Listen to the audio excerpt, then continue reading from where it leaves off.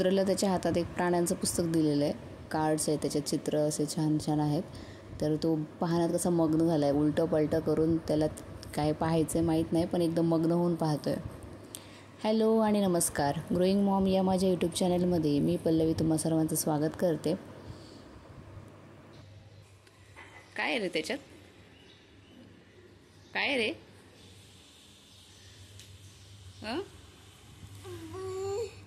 काय आहे त्याच्यात?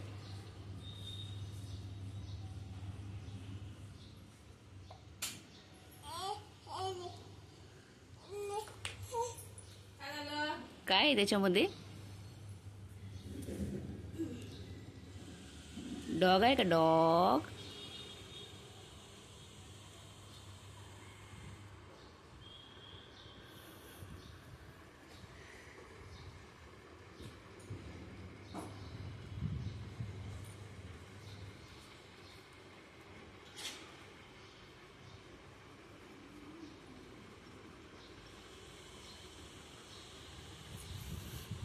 इतक्या लहान वयामध्ये मुलांना खरं तर त्यातलं काही कळत नाही, पण त्यातली जी चित्र आहेत, त्याच्यानंतर जे रंग असतात, हे बघून खरं तर ते अट्रॅक्ट होत असतात. म्हणजे त्यांना शिकवलंच पाहिजे असं काही नाही. आपण ज्यावेळेस त्यांना बाहेर नेतो, फिरायला नेतो, त्यावेळेससुद्धा आपण ज्या वस्तू दाखवतो त्या बरोबर ते लक्षात ठेवतात. आपल्याला असं वाटतं की इतक्या लहान वयात मुलांना हे सगळं नको दाखवायला, पण त्यांच्याबरोबर त्या गोष्टी लक्षात राहतात. तर रुद्रलासुद्धा आम्ही बऱ्याच गोष्टी जे वस्तूंची नावं आहे ते दाखवतो ना, त्यावेळेस त्याला तो बरोबर लक्षात ठेवतो. त्याचे बोलायची अजून सुरुवात नाही झालेली, पण छोटे छोटे जे काही तो शब्द बोलतो, आई वगैरे, पप्पा, तर हे बाकीचे शब्द तो उच्चार करण्याचा प्रयत्न करतो. आपल्या ओठांचं बरोबर निरीक्षण करतो की तुम्ही कसे बोलत आहेत. आता त्याचा नाश्ता करून झालेला होता, माझा नाश्ता करत होते, पाण्यामध्ये हात घातला आणि त्याला खेळायला फार मजा वाटते. तो किती महत्त्वाच्या कामात गुंतलाय बघितलं. फ्लॉवर कुठे? फ्लॉवर ते फ्लॉवर आहे. कोणता कलर आहे? व्हाईट आहे का रेड आहे? रेड कलरचा कुठे आहे? रेड कलर व्हाईटचा फ्लॉवरचा.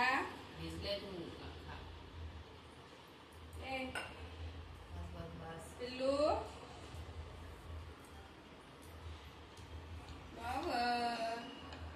रुद्रच्या पप्पांना सुट्टी आहे, तर आज आमचा सगळा क्रम जो आहे तो चेंज झालेला आहे कामाचा.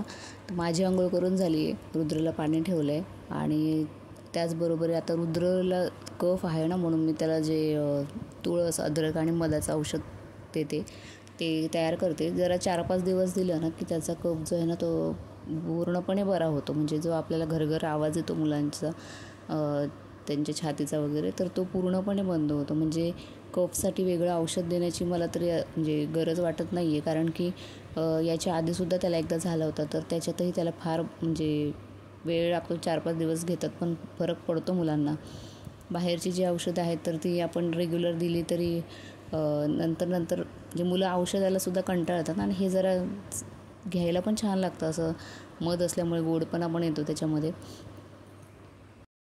आज आमचं डीमार्टला जाण्याचं ठरलेलं आहे की किराणा सामान संपलेलं आहे ऑलमोस्ट, तर म्हटलं की डीमार्टला जाऊन येऊया.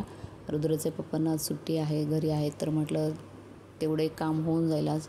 आणि पण रुद्रचे पप्पा घेऊन जात आहेत की नाही ते त्याच्यावर डिपेंड आहे, कारण की ते आधी हो म्हणतात आणि नंतर ऐन वेळेला ते कॅन्सल करतात. आज शनिवार आहे, तर मग रुद्रच्या पप्पांना साबुदाण्याची खिचडी करायची आणि बाहेर जायचं ठरलं म्हणून म्हटलं की आपल्याला वेगळं काही जास्त करत बसण्यापेक्षा जे लवकर उरकेल असं काहीतरी स्वयंपाक करूया. रुद्रचं औषध देऊन झालं, म्हटलं आधी झाडू मारून घेते. नाश्ता झाल्यानंतर बरंचसं रुद्र सांडवतो इकडे तिकडे, तर ते झाडू मारून घेते आणि त्याच्यानंतर जे स्वयंपाकाला लागते.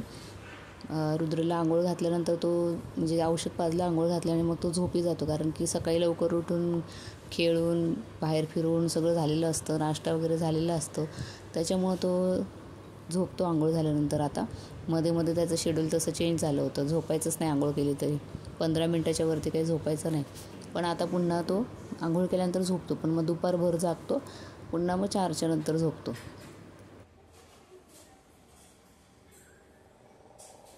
किचनमधले ताटं किंवा भांडी पुसायला जर कपडा वापरतो ना, तर त्याला आता बरेच दिवस झालेले, तर त्याला धुण्यासाठी मी काय करते, पाण्यामध्ये भिजवलेलं आणि त्याच्यामध्ये थोडंसं विनेगर टाकणार आहे. विनेगर ॲड केलं ना तर आपण किचनमध्ये वापरलेले जे कपडे असतात त्याचा बघा नंतर थोडासा वास यायला लागतो तर ते विनेगरमध्ये मिक्स करून थोडा वेळ भिजत घालते. तर त्याच्याने त्याचा वास निघून जातो आणि कपडे जे आहेत तर ते आपण नंतर धुवू शकतो, म्हणजे स्वच्छ होतातच.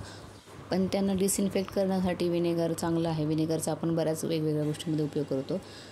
रुद्रच्या पप्पांनी फिश टँक जो आहे तो पोटमाळ्यावर ठेवला ना, तर त्याच्यामध्ये आम्हाला एक मोठा लोखंडी तवा सापडला आहे.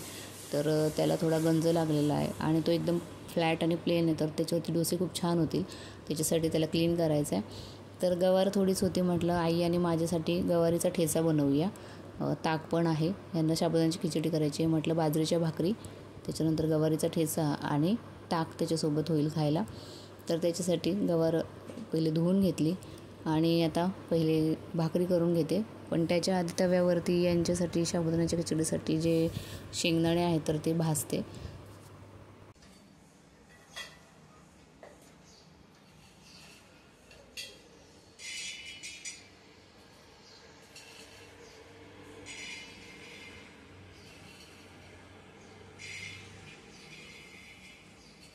हा तवा खूप जड आहे. तो क्लीन करण्यासाठी त्याला आधी गॅसवरती जो आहे तो तापायला ठेवते. त्याच्यानंतर कांदा जो आहे तर तो घेऊन त्याला म्हणजे ऑइलमध्ये तो डिप करून कांद्याने काय करते, तो त्यात सगळं जे तेल आहे ते पसरवून घेते. थोडंसं ऑइलिंग केलं आणि नंतर पुन्हा थंड झाल्यानंतर पुन्हा घासून काढल्यानंतर त्याचा गंज निघेल. आणि त्याच्यासाठी तो आधी चांगला तापून घेतला आणि तेल जे आहे ते सगळीकडे फिरवलं. तो इतका जड होता ना की एका बाजूला लावून झालं, पण म्हटलं पाठीमागच्या बाजूला पण क्लीन करूया. तर तो काही उचलत नव्हता, पकडणे उचलणार जात नव्हता, म्हणून मी कपड्याने उचलला त्याला. आणि मग पाठीमागच्या बाजूला पण काय केलं, थोडंसं ऑइलिंग करून घेतलं आणि मग त्याला बाजूला ठेवून देते. प्रचंड जड येतो, एका पकडणे काय तो उचललं जाणार नाही, त्याला चांगलं कपड्याचाच वापर करावा लागतो. तर त्याच्या भाकरी करायच्यात मला अजून. म्हटलं आधी हातावाचं जे आहे तर ते ऑइलिंग करून घेते. लोखंडाची जी भांडी आहेत तर ती चांगली म्हणजे स्टोअर करून घेण्यासाठी आपल्याला हे चांगलं उपयोगाचं ठरतं. तर त्याचबरोबर मी नंतर पण बघितलं ट्राय करून, पण त्याचा काही गंज निघाला नाही. मग त्याच्यामध्ये थोडंसं विनेगर जे आहे तर ते विनेगर आणि पाण्याचं सोल्युशन करून त्याच्यावरती असं स्प्रे केल्यासारखं केलं आहे. मग त्याच्यावरती ठेवल्यानंतर मग बऱ्याच वेळानंतर त्याचा जे काही गंज आहे तर तो कमी होऊन जातो. मग त्यानंतर पुन्हा घासता येईल.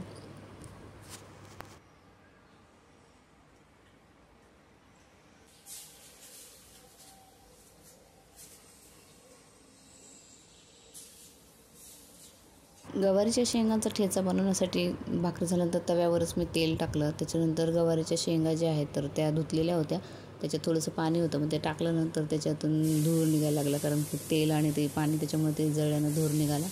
तर गवारीच्या शेंगा चांगल्या तव्यावरती परतून घ्यायच्यात. त्याच्यामध्ये मी लसूणसुद्धा टाकते आणि नंतर आपलं जसं नॉर्मली आपण मिरचीचा ठेचा करतो तसंच मग त्याच्यानंतर मिरच्यासुद्धा त्याच्यात घेणार आहे.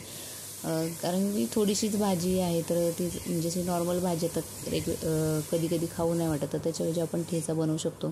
तर मग अशी तुम्हाला सांगितलं होतं की आम्हाला डीमार्टला जायचं होतं, पण जेवण झाल्यानंतर रुद्रचे पप्पा म्हणाले की आता मला फार कंटाळा आला आहे, तर आपण नंतर जाऊया. मग आजही आमचं काही जाणं झालेलं नाही आहे. बघूया उद्या तरी नेत आहेत की नाही. तर ठेचा वगैरे बनवला, साबुदाण्याची खिचडी गरम केली आणि त्याच्यानंतर मग आम्ही जेवायला घेतला. तर आमच्या जेवणामध्ये आम्ही ताक आणि मिरचीचा ठेचा आणि बाजरीच्या भाकरी. चला मग जेवायला, भेटूया नवीन ब्लॉगमध्ये. Bye bye.